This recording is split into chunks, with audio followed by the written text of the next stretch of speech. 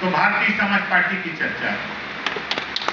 Bharatiya Janata party के बाद धरातल पे अगर किसी पार्टी का काम हो रहा है तो वो भारतीय समाज पार्टी का काम हो रहा है। कांग्रेस ने धरातल छोड़ दिया, धरातल छोड़ते ही सत्ता से बेदखल। बसपा ने धरातल छोड़ा, सत्ता से बेदखल। समाजवादी पार्टी ने धरातल छोड़ दिया है, अब वो सत्ता से बेदखल हुए हैं। अब आने वाले दिनों में अब ये पार्टियां समाप्ति की ओर जाएगी और भारतीय समाज पार्टी दिन दूना रात चौगुना आगे बढ़ती हुई नजर आ रही है। और बहुत बढ़िया मौका, हम तो देखो बाबा साहब डॉक्टर अम्बेडकर जी के मानने वाले लोग हैं, हम गौतम बुद्ध जी को मानने वाले लोग हैं, छत्रपति साहू जी महाराज को मानने वाले लोग हैं, महात्मा ज्योतिबा फूले को मानने वाले लोग हैं, सावित्रीबाई फूले को मानने वाले लोग हैं, बाबा साहब डॉक्टर अम्बेडकर, राजभर महाराजा सुहेलदेव जी को मानने वाले लोग हैं। हम देश में सभी जाति धर्म के महापुरुषों को मानने वाले लोग हैं। मैं आपसे कहना चाहूंगा साथी कि आज दो तरह की लड़ाई है। आज दो तरह की लड़ाई है। एक तरफ माननीय नरेंद्र मोदी जी और उत्तर प्रदेश में माननीय योगी आदित्यनाथ जी।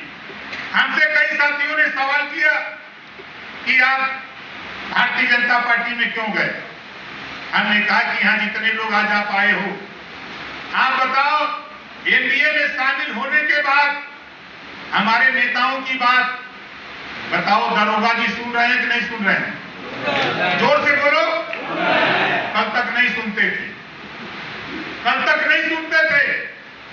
और मैं दावे के साथ कह सकता हूं साथी कि इधर 6 महीने के अंदर कम से कम दर्जन भर में मुख्यमंत्री से मिला, दर्जन भर में मिला और एक ही बात कहता रहा कि आपके यहां से निर्देश हो जाए। हमारा छोटा कार्यकर्ता चाहे बड़ा पदाधिकारी हो, अगर थाने, ब्लॉक, तहसील, जिला पे जाए तो वहां जाने के बाद उसको सम्मान मिले, उसकी बात सुनी जाए, सही है तो उसके साथ न्याय किया जाए। ये बात मैंने माननीय मुख्यमंत्री जी से कही। उनका निर्देश डीजीपी से लेकर एडीजी क्राइम से लेकर के सभी जिलाधिकारी, एसएसपी, एसपी सबको निर्देश हो गया। उसका प्रतिफल सुनने को भी मिलता है। मैं एक नजीर पेश करता हूं।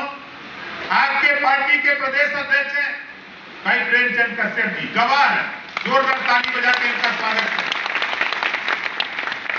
जब ये गए तो कल तक इनको कोई पहचानता नहीं था, लेकिन ये 10-12 लोग जब साफा लगाकर गए एसपी दफ्तर तो वहां सीओ साहब मिले तो इनसे पूछे कि भाई ये राजभगी वाली पार्टी है कहाँ? तो इन्होंने कहा कि हाँ साहब हम लोग उसी पार्टी के हैं। बाइज्जत इन लोगों को ससम्मान बैठाया, पानी पिलाया, चाय पिलाया और तुरंत इंस्पेक्टर को निर्देश दिया कि 24 घंटे के अंदर इन लोगों की समस्या का निदान होना चाहिए। ये निर्देश हुआ। तो सभी लोग क्यों सुन रहे हैं? और हमारे मुसलमान भाई हैं, मैं आपसे कहना चाहता हूं कि आज उठा के देखो, मैंने अध्ययन किया, अध्ययन में मैंने पाया आयुष्मान योजना एक प्रधानमंत्री जी के यहाँ से केंद्र से लागू हुई, 5 लाख रुपया इलाज के लिए। उसमें हिंदू मुसलमान तो नहीं ना हुआ है। जो आयुष्मान योजना लागू हुई उसमें हिंदू मुसलमान नहीं हुआ। जो राशन बंट रहा है उसमें हिंदू मुसलमान नहीं ना है। जो आवास बंट रहा है उसमें हिंदू मुसलमान नहीं है। आप कहीं भी उठा के देखो किसी काम में, ये भारतीय जनता पार्टी को समाजवादी पार्टी, कांग्रेस पार्टी और बहुजन समाज पार्टी के लोग भय दिखाकर 18% वोट अपने खाते में लेने का काम करते हैं। जब इस कौम को शिक्षा, स्वास्थ्य, रोजगार, नौकरी देने की बात आती है तो किनारे लगा देते हैं। यही इनका इतिहास है। आज आप उठा के देखो 75 जिले, 18 कमिश्नरी है। आज झांक के देखो बड़ी संख्या में वोट कांग्रेस को दिया। आजादी के बाद मुसलमान नौकरियों में 38% था, लेकिन आज कांग्रेस ने इतना विकास किया, बसपा ने इतना विकास किया, सपा ने तो इतना विकास कर दिया कि आप 1% भी नौकरियों में नहीं रह गए। ये इतिहास है समाजवादी पार्टी, बहुजन समाज पार्टी और कांग्रेस का। हम बीजेपी को दुश्मन ही मानते हैं, लेकिन पहली बार मैंने देखा कि भारतीय जनता पार्टी का राष्ट्रीय पदाधिकारी मुसलमान के बेटे को बनाकर यह संदेश दिया कि हम एक समाज चाहते हैं, हम सबका साथ सबका विकास चाहते हैं, हम सबका साथ चाहते हैं। इस बात का संदेश माननीय नरेंद्र मोदी जी, माननीय योगी जी के नेतृत्व में आज पूरे देश में फैल रहा है। आज ये कोई नई बात मैं नहीं बता रहा हूं। आप सोचते हो कि उनके साथ गए।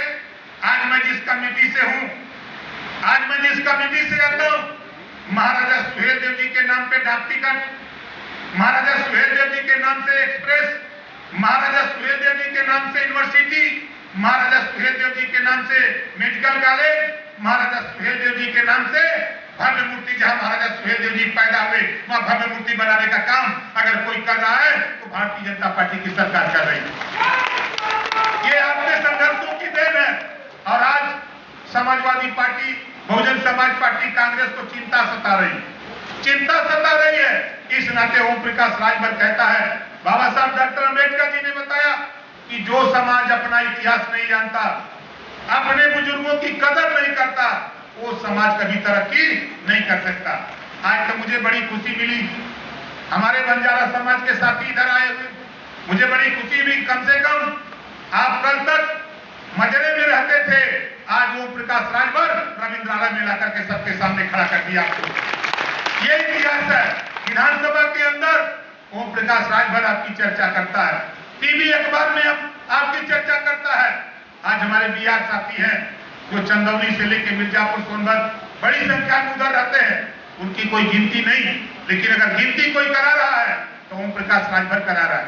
आज के तारीख में आप उठा के देखो, आज के तारीख में जब समाजवादी पार्टी एक नेता ने हमसे फोन किया कि नेताजी आप तो गलत बोलते हो, हमने कहा कि एक बात मैं बता दूं साथी, याद कर लेना, 3 सितंबर 2013 को एक फैसला हाईकोर्ट ने दिया, उत्तर प्रदेश सरकार को एक आदेश दिया कि जो 27% आरक्षण है उसका लाभ 12 जातियां उठा रही, इसको बांट करके सभी जातियों को दिया जाए।